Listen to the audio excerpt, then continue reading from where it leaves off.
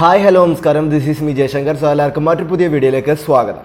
ഇന്നത്തെ വീഡിയോ നമ്മൾ ചർച്ച ചെയ്യാൻ പോകുന്നത് ഒരുപാട് പേരുടെ ഒരു സംശയമായിട്ടുള്ള കാര്യമാണ്. നമ്മളുടെ ഈ ഒരു ഗൺ അല്ലെങ്കിൽ റൈഫിൾസ്, ഒരു ആർമി പേഴ്സണിന് അവൻ്റെ സർവീസിൽ ഉപയോഗിക്കുന്ന റൈഫിളോ അല്ലെങ്കിൽ പിസ്റ്റൾസോ ഇങ്ങനെയുള്ള കാര്യങ്ങൾ അല്ലെങ്കിൽ ഇങ്ങനെയുള്ള വെപ്പൺസ് നമ്മൾ ലീവിന് പോകുമ്പോഴോ അല്ലെങ്കിൽ നമ്മളുടെ ബാക്കിയുള്ള ടൈം നമ്മുടെ ഈ ഒരു സർവീസ് ചെയ്യുന്ന ടൈമിലല്ല നമ്മൾ ലീവിലൊക്കെ പോകുന്ന സമയത്ത് നമുക്ക് വീട്ടിൽ കൊണ്ടുപോകാൻ സാധിക്കുമോ എന്നൊക്കെയുള്ളൊരു സംശയം ഓൾറെഡി ആർമിയിലേക്ക് എൻട്രി ആവാനായിട്ട് കാത്തിരിക്കുന്ന ഒരുപാട് കുട്ടികൾക്ക് ഉണ്ടെന്നറിയാം.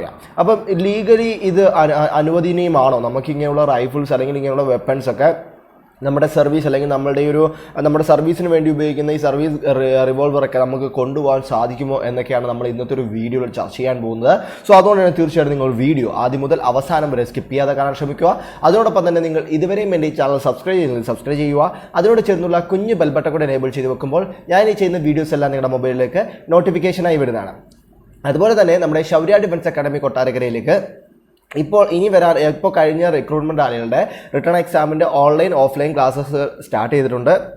അതുപോലെ തന്നെ ഇനി വരാൻ പോകുന്ന റിക്രൂട്ട്മെൻറ്റ് ആളുകളുടെ ഫിസിക്കലിൻ്റെ ക്ലാസ്സസ് നമ്മൾ നടന്നുകൊണ്ടിരിക്കുകയാണ്. അപ്പോൾ ക്ലാസ്സുകൾ ആവശ്യമാണുള്ളവർക്ക് തീർച്ചയായിട്ടും നമ്മളെ കോൺടാക്ട് ചെയ്യാം. നമ്മുടെ വീഡിയോയിൽ നമ്മുടെ ഡിസ്ക്രിപ്ഷൻ ബോക്സ് നമ്മുടെ കോൺടാക്ട് നമ്പർ കൊടുത്തിട്ടുണ്ട്. So please contact.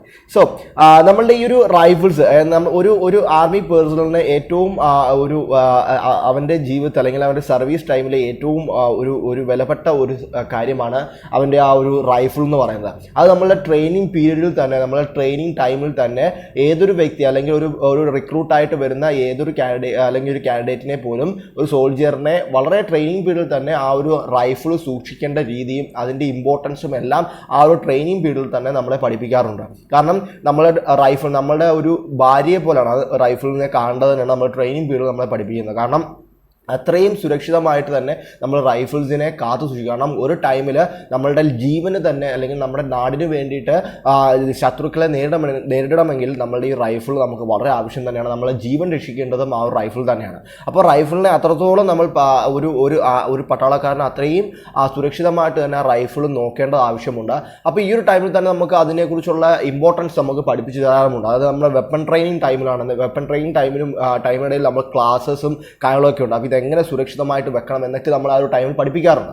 അപ്പോൾ ഇത് നമുക്ക് ലീഗലി നമുക്ക് ഇപ്പം നമ്മളുടെ ഈ ഒരു ലീവിന് പോകുന്ന സമയത്ത് നമുക്ക് വീടുകളിൽ കൊണ്ടുപോകാൻ സാധിക്കുമോ എന്ന് ചോദിച്ചു കഴിഞ്ഞാൽ നമുക്കത് അനുവദനീയമല്ല. ഒരു പട്ടാളക്കാരനും അവന് വീടുകളിലേക്ക് സർവീസ് റിവോൾവേഴ്സ് അല്ലെങ്കിൽ സർവീസ് റൈഫിൾസ് ഒന്നും എടുത്തുകൊണ്ടുപോകാൻ സാധിക്കത്തില്ല. അത് വളരെയധികം ശിക്ഷാർഹമായിട്ടുള്ള കാര്യമാണ്. ഇത് ആരെങ്കിലും ലംഘിക്കുകയോ അല്ലെങ്കിൽ അങ്ങനെ കൊണ്ടുപോവുകയോ ചെയ്ത് കഴിഞ്ഞാൽ അതിൻ്റേതായിട്ടുള്ള ശിക്ഷകൾ അനുഭവിക്കേണ്ടതായിട്ട് വരും. അത് ഒരിക്കലും ലീഗലി പെർമിറ്റഡ് അല്ല. ഇൻ കേസ് ഇനിയിപ്പോൾ നമ്മളുടെ രാഷ്ട്രീയ റൈഫിൾസ് പോലെയുള്ള അല്ലെങ്കിൽ വളരെയധികം ഇൻസർജൻസിയോ അല്ലെങ്കിൽ ഇതുപോലുള്ള പ്രശ്നങ്ങളൊക്കെ ഉള്ള ഏരിയസ്, ജമ്മു കാശ്മീരിലൊക്കെ ഇതുപോലുള്ള പ്രശ്നങ്ങളുള്ള ഏരിയയിൽ സർവീസ് ചെയ്യുന്നവർക്കാണെങ്കിൽ അവരുടെ കൂടെ 24 മണിക്കൂറും ഈ ഒരു റൈഫിൾ വെക്കാനുള്ള അല്ലെങ്കിൽ അനുവാദം കൊടുത്തിട്ടുണ്ട്. അത് ഇങ്ങോളം വളരെയധികം അല്ലെങ്കിൽ അറ്റാക്കുകളൊക്കെ 24 മണിക്കൂറും അറ്റാക്സ് പ്രതീക്ഷിക്കുന്ന ടൈമിൽ അങ്ങനെയുള്ള ഏരിയാസിലാണ് ഡ്യൂട്ടിയിലാണെങ്കിലും ഓൺ ഡ്യൂട്ടി ടൈമിലും നമ്മുടെ റൈഫിൾസ് കയ്യിൽ വെക്കാനുള്ള അനുവാദം കൊടുത്തിട്ടുള്ളത്. പക്ഷേ അത് നമുക്ക് ഒരിക്കലും ലീവ് കഴിഞ്ഞിട്ട് അല്ലെങ്കിൽ ലീവിന് പോകുന്ന സമയത്ത് വീടുകളിൽ എടുത്തുകൊണ്ട് പോകാൻ സാധിക്കാറില്ല. കാരണം അത്രയധികം അറ്റാക്കുകൾ ഉള്ളൊരു ടൈം അല്ലെങ്കിൽ അങ്ങനെ ഒരു ഏരിയസ് മാത്രമേ അത് അങ്ങനെയുള്ള അനുമതിയും അല്ലെങ്കിൽ അനുവാദം കൊടുക്കുകയുള്ളൂ. ഈവൻ ഇങ്ങനെ പീസ് ഏരിയസിലൊക്കെ അതായത് പീസ് ഏരിയ മീൻസ് ഇതുപോലുള്ള വലിയ വലിയ പ്രശ്നങ്ങളൊന്നും ഇല്ലാത്ത സ്ഥലങ്ങൾ, അതായത് നോർത്തിലൊക്കെ പോകാൻ ജമ്മു കാശ്മീരിലൊക്കെ എന്ന് വെച്ചാൽ അതൊക്കെ ഫീൽഡ് ഏരിയ ആണ്.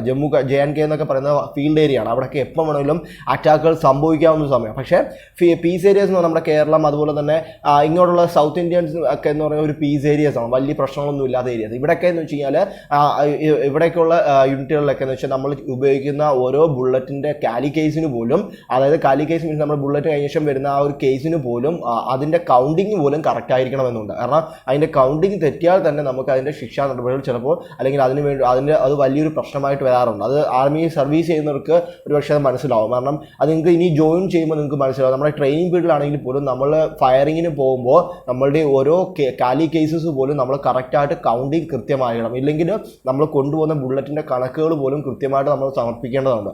അതെല്ലാം വളരെയധികം ലീഗലായിട്ടുള്ള അല്ലെങ്കിൽ അതൊക്കെ ഭയങ്കരമായിട്ടുള്ള ശിക്ഷകൾ നേരിടേണ്ടി വരുന്ന പ്രശ്നമാണ്. നമ്മുടെ റൈഫിൾ മിസ്സാവുന്നതും അതുപോലെ തന്നെ നമ്മളുടെ നമ്മളുടെ ഉപയോഗിക്കുന്ന ഫയറിങ്ങിന് ഉപയോഗിക്കുന്ന കാലി കേസസ് മിസ്സാവുമൊക്കെ അതൊക്കെ നമ്മുടെ ഒരു ട്രെയിനിങ് പീരീഡിൽ തന്നെ നമുക്ക് അതിൻ്റെ ഇമ്പോർട്ടൻസ് നമ്മൾ പഠിപ്പിച്ചു തരാറുണ്ട്. അത് നമ്മുടെ വെപ്പൺ ട്രെയിനേഴ്സ് വെപ്പൺ ഉസ്താദുമാർ തന്നെ അതിൻ്റെ ഇമ്പോർട്ടൻസ് നമുക്ക് പഠിപ്പിച്ചു തരും. അപ്പം റൈഫിളിൻ്റെ അല്ലെങ്കിൽ നമുക്കിങ്ങനെ അനാവശ്യമായിട്ട് നമുക്ക് ഒരിക്കലും നമുക്ക് പുറത്തു കൊണ്ടുപോകാൻ അല്ലെങ്കിൽ വീടുകളിലേക്ക് ഇത് കൊണ്ടുപോകാൻ സാധിക്കില്ല.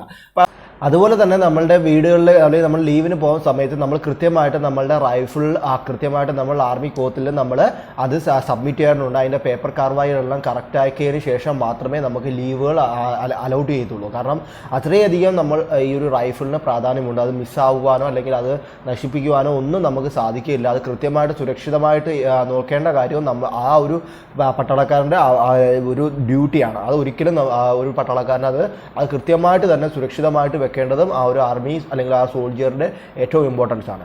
ഇപ്പോൾ നിങ്ങൾക്ക് ഇതിനെക്കുറിച്ചൊരു ഡീറ്റെയിൽ ആയിട്ടുള്ളൊരു വ്യക്തമായിട്ട് നിങ്ങൾക്ക് അതിൻ്റെ കാര്യങ്ങൾ മനസ്സിലായെന്ന് വിശ്വസിക്കുന്നു. തീർച്ചയായിട്ടും നിങ്ങൾക്ക് എല്ലാവർക്കും, കാരണം വീഡിയോ കാണുന്ന എല്ലാവർക്കും നമ്മൾ ഈ ഒരു ആർമിയിൽ ജോലി ലഭിക്കണമെന്ന ആഗ്രഹമുള്ളവരായിരിക്കാം കൂടുതൽ പേരും. അപ്പം തീർച്ചയായിട്ടും നാളെ നിങ്ങൾ ജോയിൻ ചെയ്യുമ്പോഴും നിങ്ങൾ ആ ഒരു റൈഫിളിൻ്റെ ഇമ്പോർട്ടൻസ് മനസ്സിലാക്കി തന്നെ നിങ്ങൾ മുന്നോട്ട് പോവുക. എപ്പോഴും നമ്മളുടെ റൈഫിൾ എപ്പോഴും ഒരു പട്ടാളക്കാരന് എപ്പോഴും അതൊരു വലിയ ഒരു നമ്മുടെ ഒരു ഇമ്പോർട്ടൻ്റ് ഉള്ളൊരു കാര്യമാണ്. ഓക്കെ, അപ്പോൾ ഈ ഒരു വീഡിയോ നിങ്ങൾക്ക് ഇഷ്ടപ്പെടുക ലൈക്ക് ചെയ്യുക. അതോടൊപ്പം തന്നെ നിങ്ങളുടെ വിലയേറിയ കമൻസ് കമന്റ് ബോക്സിൽ രേഖപ്പെടുത്തുക. അത് തന്നെയാണ് എനിക്ക് ഇനി നല്ല നല്ല വീഡിയോസ് ചെയ്യാൻ വളരെയധികം പ്രചോദനമാകുന്നത്. സോ ഇനി നല്ല നല്ല വീഡിയോസുമായി നിങ്ങളുടെ മുന്നിലേക്ക് വരുന്നതാണ്. അതുവരെ this is me Jaishankar signing off.